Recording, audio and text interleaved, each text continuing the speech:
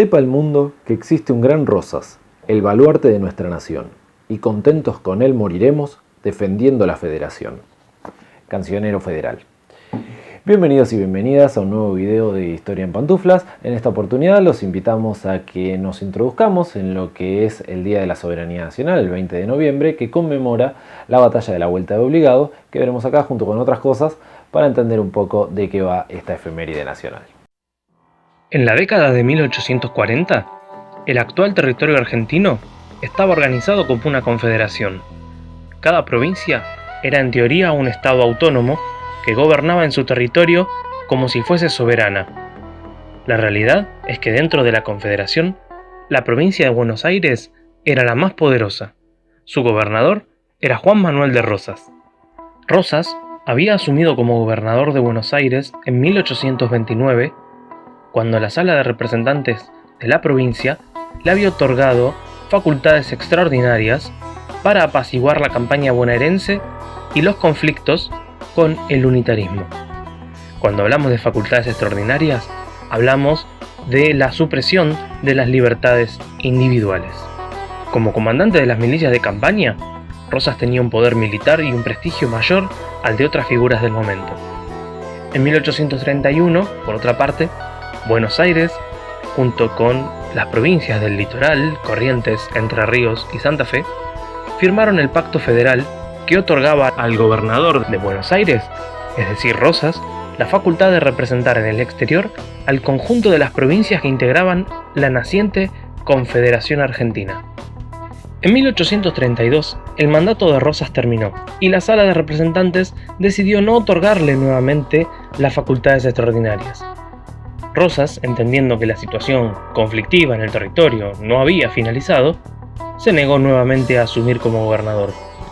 Bueno, el tiempo pareció darle la razón, porque en 1835, con el asesinato de Facundo Quiroga y la sensación de que la Confederación nuevamente estaba amenazada, la Sala recurrió nuevamente a Rosas para ofrecerle un nuevo mandato, pero esta vez no solo con facultades extraordinarias, sino con la suma del poder público, que entre otras atribuciones le permitía dictar leyes y actuar como juez.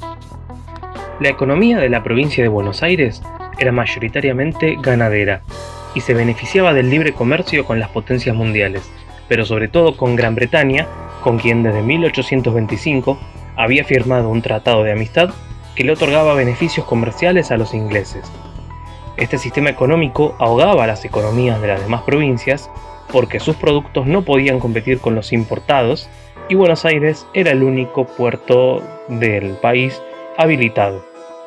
Por lo que en 1835, para apaciguar los ánimos de las provincias del interior, Rosas sancionó una ley de aduanas que aplicó impuestos a la importación de productos manufacturados. Como ya dijimos, esto apaciguó los ánimos de las provincias del interior, pero no dejó conforme a algunas, como Corrientes, que exigía además la libre navegación de los ríos Paraná y Uruguay. En 1838, Francia bloqueó el puerto de Buenos Aires, exigiendo al gobierno de la provincia reparaciones por los perjuicios que recibían los franceses en el territorio. Muchos de estos habían sido detenidos acusados de conspirar con los unitarios contra el gobierno, mientras que otros habían sido obligados a prestar el servicio militar. Sin embargo, el factor de fondo era que Francia exigía de Buenos Aires los mismos beneficios comerciales que Gran Bretaña. El bloqueo del puerto duró 2 años, y durante entonces, Rosas debió enfrentar además 2 levantamientos simultáneos que aprovecharon la coyuntura de bloqueo para alzarse contra Rosas. Uno, el de los Libres del Sur, de parte de los estancieros de la Campaña Sur, que exigían el fin del bloqueo para reanudar el comercio y culpaban a Rosas por haberlo llevado a esa situación. El segundo levantamiento en el litoral, con la alianza entre la provincia de Corrientes y un ejército liderado por Lavalle, que había partido de Montevideo, en donde se habían exiliado muchos opositores a Rosas. Sin embargo, la presión de Gran Bretaña a Francia para levantar el bloqueo y el apoyo de gran parte de la población, que veían a Rosas como el defensor de la soberanía nacional, llevó en 1840 a la firma del Tratado Arana-Macao, que finalizó el bloqueo. Esto permitió a Rosas volcarse en la represión de los levantamientos en la campaña sur y en el litoral, pero también de la oposición interna a su gobierno en Buenos Aires. Sin embargo, esto no dejó conforme a Rosas, quien al poco tiempo decidió intervenir militarmente en Uruguay, desde donde se alentaba la oposición a su gobierno. El bloqueo al puerto de Montevideo, el impedimento a la libre navegación de los ríos, sumado a la pérdida de popularidad de Rosas en el exterior por sus atentados a las libertades civiles, motivaron en 1845 a un nuevo bloqueo del puerto de Buenos Aires de parte de Francia, pero esta vez junto con Gran Bretaña. En esto se vislumbraban las pretensiones imperialistas para establecer conexiones comerciales directas con la Cuenca del Plata, desconociendo las disposiciones del gobierno porteño. La escuadra porteña empezó en franca retirada de Montevideo luego del avance combinado anglo-francés que bloqueó inclusive el puerto de Buenos Aires. La batalla de la Vuelta de Obligado se produjo el 20 de noviembre de 1845 en el río Paraná, al norte de la provincia de Buenos Aires. Lucio Norberto Mansilla fue designado comandante de las fuerzas porteñas para resistir el avance. En los meses previos se construyeron baterías que fueron colocadas en las costas y se preparó la zona para una posible invasión. Era evidente el avance tecnológico con el que venían los buques europeos que surcaban el Río de la Plata. 11 barcos con aproximadamente 300 cañones y 900 soldados contra 6 barcos mercantes y 60 cañones de las fuerzas locales. La zona elegida para la defensa fue la zona más angosta y más dificultosa para maniobrar a vela del río, la Vuelta de Obligado. Se dispuso trazar 3 gruesas cadenas de costa a costa sobre 24 lanchas ancladas para evitar el cruce.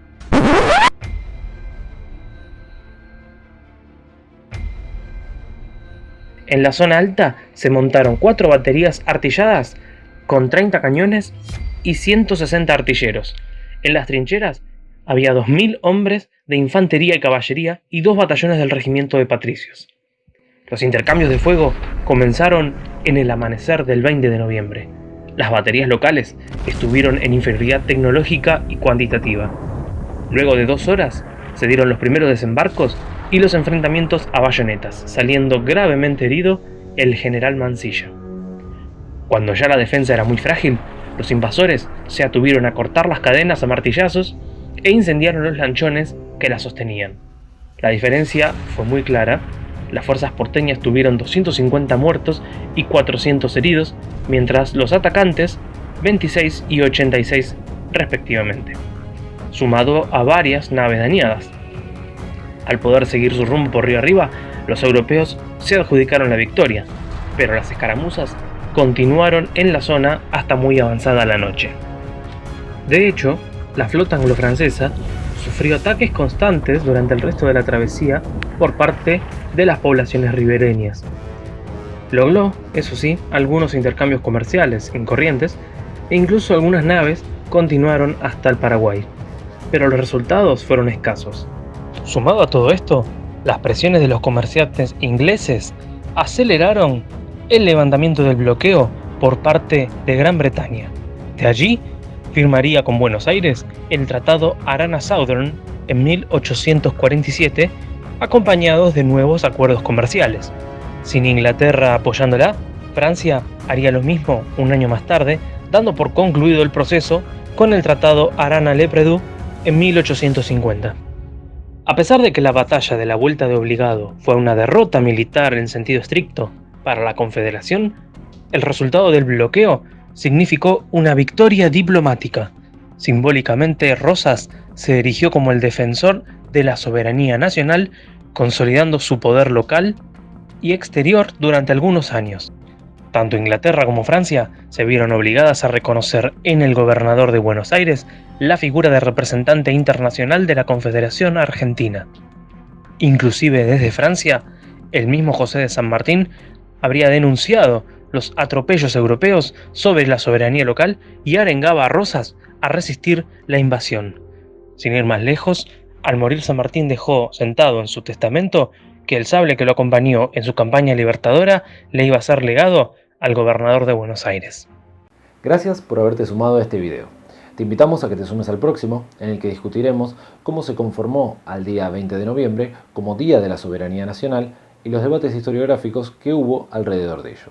Además, te invitamos a que nos des me gusta, a que critiques, a que compartas, a que comentes y a que te suscribas al canal. Nos vemos la próxima.